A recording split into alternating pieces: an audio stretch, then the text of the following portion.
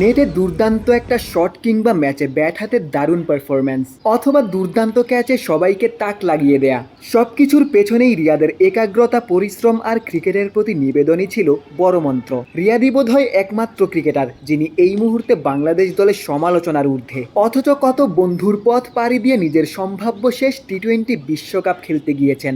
বয়স প্রায় 40 ছুঁয়েছে, খুব বেশি দিন আগের কথা নয় যখন রিয়াদের ফিটনেস নিয়ে তুমুল সমালোচনা হয়েছে। পারফরমেন্সেও নাকি বয়সের ছাপ লক্ষ্য করা গেছে। নীরবে নিভৃতে রিয়াদ সবকিছুই সহ্য করেছেন। রিয়াদের হয়ে তার ব্যাটই কথা বলেছে। বয়স যে কেবলই একটা সংখ্যা মাত্র, পারফরমেন্স দিয়ে রিয়াদ যেন সেটিই প্রমাণ করেছেন। রিয়াদ আমার মনে হয় যে প্রেশারে খেলতেই বেশি পছন্দ করে, কেন সারা জীবন আসলে আন্ডার প্রেশারে ক্রিকেট খেলেছে, বাদ পরে ঢুকে ডিফিকাল্ট।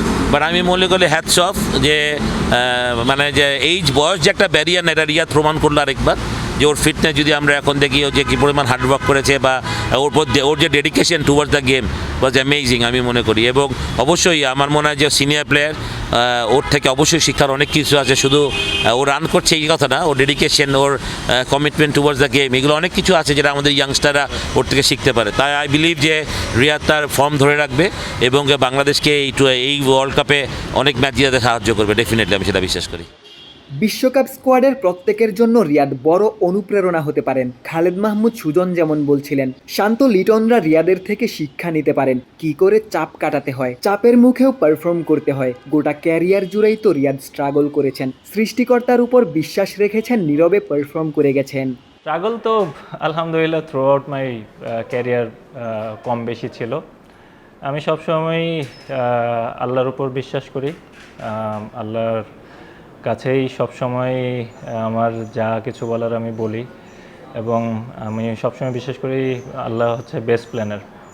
এবং আমার ভালো সময় খারাপ সময় সব কিছুরই একটা শিক্ষণীয় বিষয় থাকে, এটাই আমি বিশ্বাস করি। এবং আলহামদুলিল্লাহ, হ্যাঁ, 2022 ওয়ার্ল্ড কাপে যখন আমি টি-20 ওয়ার্ল্ড কাপে যখন আমি ছিলাম না, আই ফিল ব্যাড।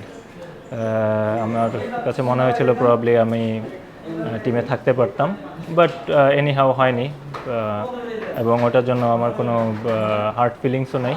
আমি সবসময় আলহামদুলিল্লাহ, আমি সবসময় যেটা বলি যে টিমের জন্য যতটুকু আমি করতে পারি, আমার প্রেজেন্স দিয়ে হোক বা আমার পারফরমেন্স দিয়ে হোক, আমার এক্সপিরিয়েন্স দিয়ে হোক, আমি আমার সর্বোচ্চটাই সবসময় আমি নিংড়ে দিই।